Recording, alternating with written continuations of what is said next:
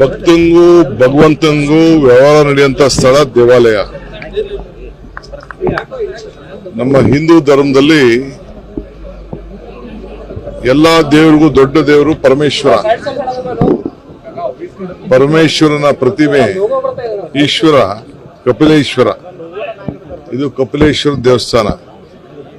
ಇದನ್ನ ದಕ್ಷಿಣ ಕಾಶಿ ಅಂತೇಳಿ ಕರೀತಾ ಇದ್ದಾರೆ. ನಾನು ಕೂಡ ಈ ಬಾರಿ ಕುಂಭಮೇಳಕ್ಕೆ ಹೋಗ್ಬೇಕು ಅಂತ ತೀರ್ಮಾನ ಮಾಡಿದ್ದೀನಿ. ನಾನು ನಮ್ಮ ಕುಟುಂಬ, ಅಲ್ಲಿ ಸರ್ಕಾರದವರು ಕೂಡ, ಅಲ್ಲಿ ಹಿರಿಯ ಮಂತ್ರಿಗಳು ಕೂಡ ಬಂದು ನನ್ನನ್ನ ಆಹ್ವಾನಿಸಿದ್ದಾರೆ, ಬಂದು ನನ್ನ ಕರೆದಿದ್ದಾರೆ. ನಾನು ಕುಟುಂಬ ಸಮೇತ ಹೋಗ್ತಾ ಇದ್ದೀವಿ. ಇನ್ನ ದಿನಾಂಕ ನಿಗದಿ ಆಗಿಲ್ಲ. ಒಬ್ಬೊಬ್ಬರು ನಮ್ಮ ನಂಬಿಕೆ ಇದು.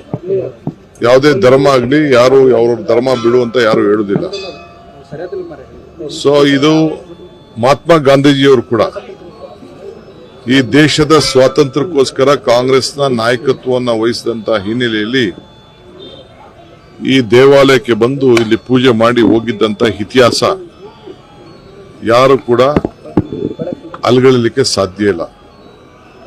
ಅದೇ ರೀತಿ ಬಾಲಗಂಗಾಧರ್ ತಿಲಕ್ ಅವರು ಕೂಡ ಈ ದೇವಸ್ಥಾನಕ್ಕೆ ಬಂದಿದ್ರು. ಸ್ವಾಮಿ ವಿವೇಕಾನಂದ ಅವರು ಈ ಒಂದು ದೇವಸ್ಥಾನಕ್ಕೆ ಬಂದಿದ್ರು. ಬಾಬಾ ಸಾಹೇಬ್ ಅಂಬೇಡ್ಕರ್ ಅವರು ಕೂಡ ಈ ದೇವಸ್ಥಾನಕ್ಕೆ ಬಂದಿದ್ದಂತ ಇತಿಹಾಸ ನಾನು ಕೇಳ್ಪಟ್ಟೆ.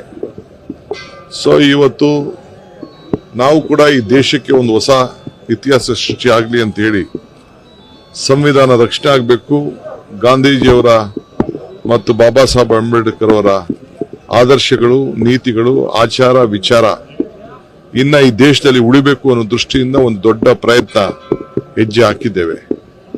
ಈ ಹಿನ್ನೆಲೆಯಲ್ಲಿ ಈಶ್ವರನ ಕಪಿಲೇಶ್ವರನ ಆಶೀರ್ವಾದ ಸಿಗ್ಲಿ ಅಂತ ಹೇಳಿ ಆ ಸನ್ನಿಧಿಯಲ್ಲಿ ಶಾಂತಿಯಿಂದ, ನೆಮ್ಮದಿಯಿಂದ ರಾಜ್ಯದ ಜನತೆಗೂ ಕೂಡ ಒಳ್ಳೇದಾಗ್ಲಿ ಅಂತ ಹೇಳಿ ಸುಮಾರು 101 ಲೀಟರ್ ಹಾಲನ್ನ ಕೊಟ್ಟು ನಾನು ಕೂಡ ಬಹಳ ಭಕ್ತಿಪೂರ್ವಕವಾಗಿ ಭಗವಂತನಲ್ಲಿ ಪ್ರಾರ್ಥನೆಯನ್ನ ಮಾಡಿದ್ದೇನೆ. ಕಾರ್ಯಕ್ರಮ ಕೂಡ ಯಶಸ್ವಿಯಾಗಲಿ ಅನ್ನುವಂಥದ್ದು. ಖಂಡಿತ ಕಾರ್ಯಕ್ರಮನೂ ಯಶಸ್ಸಾಗಬೇಕು, ರಾಜ್ಯಕ್ಕೂ ಯಶಸ್ಸಾಗಬೇಕು, ನಿಮ್ಗೂ ಒಳ್ಳೇದಾಗಬೇಕು.